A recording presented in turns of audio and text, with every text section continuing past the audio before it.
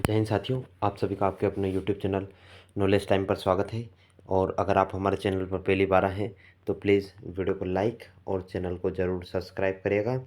और आज हम आरपीएफ कांस्टेबल में जितने भी किरण के सेट हुए थे, 23 सेट हुए थे टीसीएस के पेपर, वो सभी हम करने वाले हैं। तो आज हमारा 9वां सेट है। तो आइए शुरू करते हैं पहले प्रश्न से। तो पहला प्रश्न है, ये 6/1/2019 की तृतीय पाली का है। तो आइए शुरू करते हैं पहला प्रश्न। तो पहला प्रश्न है,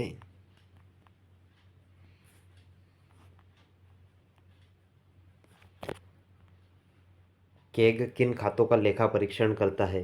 तो यह केंद्र सरकार, राज्य सरकार और वित्तीय सहायता प्राप्त अन्य सरकारी संस्थानों के लेखा परीक्षण करता है। और अभी वर्तमान में भारत के कैग कौन है? तो गिरीश चंद्र मुर्मू है। और अगला प्रश्न है, विश्व प्रसिद्ध चार मीनार स्थित है। तो चार मीनार हैदराबाद में स्थित है। कहाँ पर है? हैदराबाद में। और अगला प्रश्न है, कंपाउंड माइक्रोस्कोप का कौन सा लेंस वास्तविक, उल्टा और बड़ा प्रतिबिंब बनाता है? तो यह ऑब्जेक्टिव बनाता है। और अगला प्रश्न है, प्रसिद्ध कृषि आंदोलन तेभागा किस प्रांत में हुआ था? तो यह बंगाल में हुआ था। कहाँ पर? बंगाल में हुआ था। और अगला प्रश्न है, निम्नलिखित शहरों में से कौन सा उत्तर पूर्व भारत का प्रवेश द्वार कहा जाता है? तो यह गुवाहाटी कहा जाता है प्रवेश द्वार उत्तर पूर्व भारत का। और अगला प्रश्न है, दिए गए विकल्पों में से कौन सा शीतकालीन ओलंपिक खेलों की श्रेणी के अंतर्गत आता है? तो यह शॉर्ट ट्रैक आता है शीतकालीन ओलंपिक में। और अगला प्रश्न है, पंचायतों की शक्तियों, अधिकारों और कर्तव्यों को संविधान की 11वीं अनुसूची में शामिल किया गया था। तो यह किसके द्वारा शामिल किया गया था? तो यह 73वें संविधान संशोधन द्वारा और 74वें द्वारा नगर पालिकाओं को संबंधित किया गया था, शामिल किया गया था। और अगला प्रश्न है, वांडीवाश का निर्णायक युद्ध किनके बीच लड़ा गया था? तो ये अंग्रेज और फ्रांसीसियों के बीच लड़ा गया था वांडीवाश का युद्ध। और अगला प्रश्न है, भारतीय कृषि को अक्सर कहा जाता है। तो इसे अक्सर लाखों लोगों का भविष्य कहा जाता है। और अगला प्रश्न है, कार्बनिक यौगिकों को में अचक्रीय या खुली श्रृंखला वाले यौगिकों को कहा जाता है। तो यह एलिफेटिक यौगिक कहा जाता है। क्या कहा जाता है? एलिफेटिक यौगिक। और अगला प्रश्न है, इनमें से क्या केवल पौधों में पाया जाता है? तो पौधों में केवल कोशिका भित्ति पाई जाती है।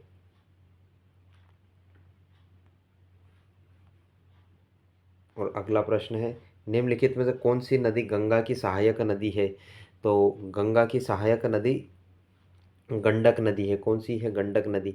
और ये नेपाल से बहती है, बिहार में है ये। और अगला प्रश्न, क्योटो प्रोटोकॉल का उद्देश्य है। तो इसका उद्देश्य ग्रीन हाउस गैस उत्सर्जन को कम करना था। और ये 1997 में जापान में हुआ था। और अगला प्रश्न है, राष्ट्रीय राजमार्ग एक दिल्ली से कहाँ तक जाता है? तो यह अमृतसर तक जाता है। दिल्ली से अमृतसर तक जाता है राष्ट्रीय राजमार्ग एक। और अगला प्रश्न है, केंद्र और राज्यों के संबंध के निर्धारण के लिए बने दूसरे आयोग की अध्यक्षता किसने की? तो यह प्रश्न रिपीटेड है।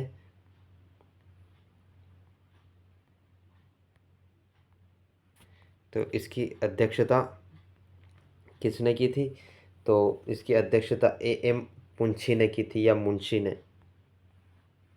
और अगला प्रश्न है, मेडन ओवर किस खेल से संबंधित है? तो ये क्रिकेट से संबंधित है, मेडन ओवर। और अगला प्रश्न है, निम्नलिखित व्यक्तियों में से कौन दौड़ प्रतियोगिता से नहीं जुड़ा है? तो यह पंकज आडवाणी नहीं जुड़े, और ये स्नूकर के खिलाड़ी हैं। और अगला प्रश्न है, काम करने अथवा ऊर्जा स्थानांतरण की दर को क्या कहा जाता है? तो इसे शक्ति कहा जाता है। और अगला प्रश्न है, विद्युत और चुंबकीय क्षेत्र द्वारा त्वरण के अंतर्गत विद्युत आवेशित कणों को के रूप में प्रेषित किया जाता है। तो यह विद्युत चुंबकीय विकिरण के रूप में प्रेषित किया जाता है।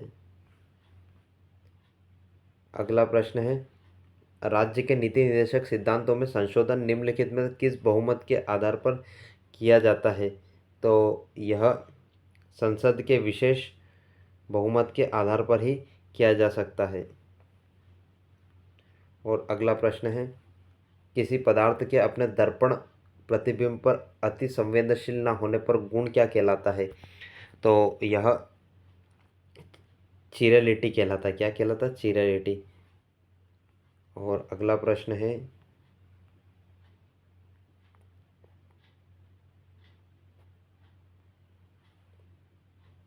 ग्राफ्टिंग की वह कौन सी प्रक्रिया है जिसके द्वारा उच्च विटामिन अथवा प्रोटीन और अत्यधिक वसा वाली फसलें उगाई जाती है? तो इसे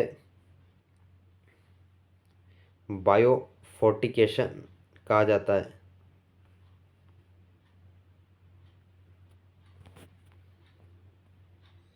ये प्रश्न बहुत सारे ऐसे हैं जो फट रहे हैं।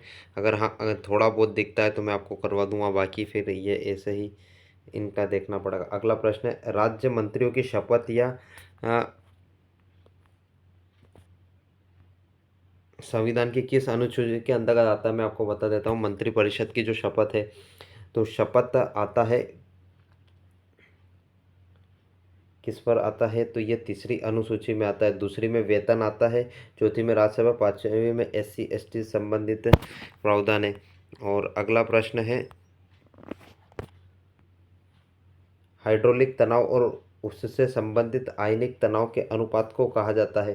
तो इसे क्या कहा जाता है? तो इसे आयतन प्रत्यास्थता मापांक कहा जाता है। और अगला प्रश्न है, अनुसूचित क्षेत्रों के संबंध में संसदीय कानून बनाने का अधिकार निम्नलिखित में से किसके पास होता है? तो इसका कानून बनाने का अधिकार राज्यपाल के पास होता है। किसके पास होता है? राज्यपाल के पास होता है। और अगला प्रश्न है, निम्नलिखित में से किसने सिखों के एक सैन्य संप्रदाय में बदल दिया? तो यह गुरु गोविंद सिंह ने बदला था और खालसा की स्थापना की थी। और अगला प्रश्न है, वे जानवर जिनकी कोशिकाएं बाह्य और आंतरिक झिल्ली के बीच भ्रूण परत में व्यवस्थित रहती है कहलाते हैं? तो वह डाइप्लोस्टिक जानवर कहलाते हैं। और अगला प्रश्न है, निम्नलिखित में से किसने मणिपुरी नृत्य को शांति निकेतन में प्रदर्शन कर उसे उसकी ख्याति वापस दिलाई? तो यह किसने दिलाई? तो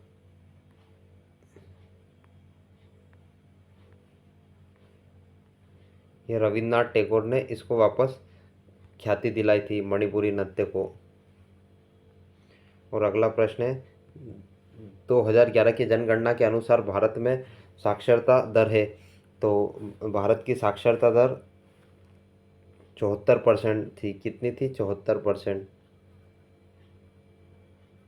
और अगला प्रश्न है,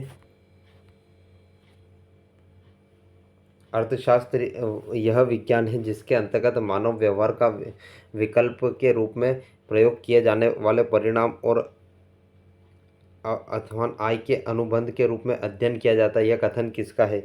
तो यह कथन रॉबिन्स का है। किसका है? रॉबिन्स का है। और अगला प्रश्न है, एकीकृत ऊर्जा नीति के अनुसार बिजली की मांग 8 लाख मेगावाट कब तक होने की संभावना है? तो यह 2031-32 तक होने की संभावना है। और अगला प्रश्न है, पनामा नहर जोड़ती है। तो यह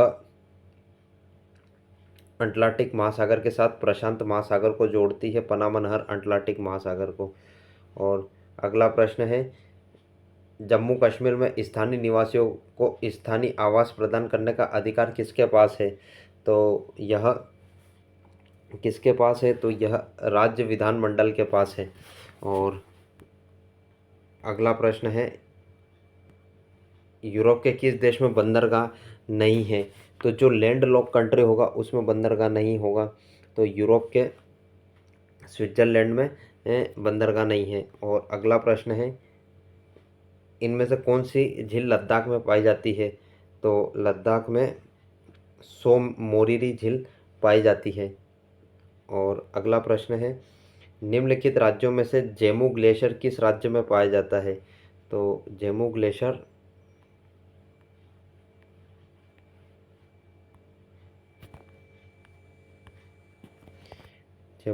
किस राज्य में पाया जाता है? तो यह सिक्किम राज्य में पाया जाता है। और अगला प्रश्न है, ये दिख नहीं रहा है। और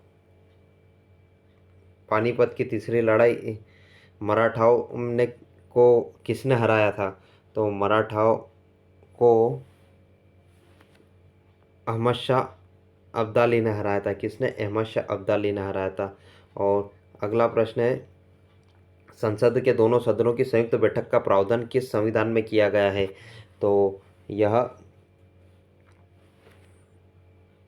ऑस्ट्रेलियन संविधान से लिया गया हमने, कि संसद की दोनों बैठकों का संयुक्त, और इसकी अध्यक्षता अध्यक्ष कौन करता है? तो लोकसभा अध्यक्ष। इनमें से कौन सा एशियाई मूल का खेल नहीं है?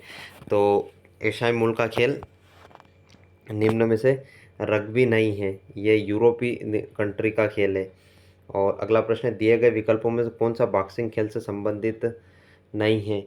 तो बॉक्सिंग से बर्डी संबंधित नहीं है।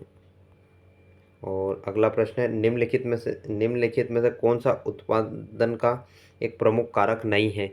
तो यह परिवहन नहीं है, बाकी परिश्रम, भूमि, पूंजी, ये सभी इसके कारक है। और अगला प्रश्न है, निम्नलिखित वेदों में से किसे ब्रह्म वेद के नाम से भी जाना जाता है? तो ये अथर्व वेद को ब्रह्म वेद या ब्राह्मण वेद के नाम से जाना जाता है। अगला प्रश्न है, FIG किस खेल का शासी निकाय? FIG, तो FIG जिम्नास्टिक का शासी निकाय है। और अगला प्रश्न है, निम्नलिखित में से कौन सा लौह और इस्पात कारखाना कर्नाटक में स्थित है? तो यह कौन सा स्थित है कर्नाटक में? तो कर्नाटक में भद्रवती स्थित है। और अगला प्रश्न है, दिल्ली के प्रसिद्ध शासक फरीद को और किस नाम से जाना जाता था? तो फरीद को और शेर शाह के नाम से जाना जाता था। अगला प्रश्न है, निम्नलिखित में से किस संशोधन अध्ययन के द्वारा मूल कर्तव्यों को जोड़ा गया है? तो यह 42वें संविधान संशोधन 1976 के द्वारा जोड़ा गया है। और अगला प्रश्न है, भारतीय न्यायालय प्रणाली प्रकार की न्याय प्रणाली का पालन करती है? तो यह एकीकृत न्याय प्रणाली का पालन करती है। और अगला प्रश्न है, गैर निष्पादित संपत्ति NPA एक लोन या एडवांस है जो कि अवधि या मूल या ब्याज पर ओवरड्यू रहता है। तो यह 90 दिन के अंतर रहता है। और अगला प्रश्न है, निम्नलिखित में से दुनिया की सबसे बड़ी क्षेत्रफल के अनुसार ताजे पानी की झील कौन सी है? तो यह लेक सुपीरियर झील है। कौन सी सुपीरियर झील है? और अगर आप हमारे चैनल पर पहली बार आए तो प्लीज़ वीडियो को लाइक और चैनल को ज़रूर सब्सक्राइब करेगा। मिलते हैं अगली वीडियो में, तब तक के लिए जय हिंद, जय भारत।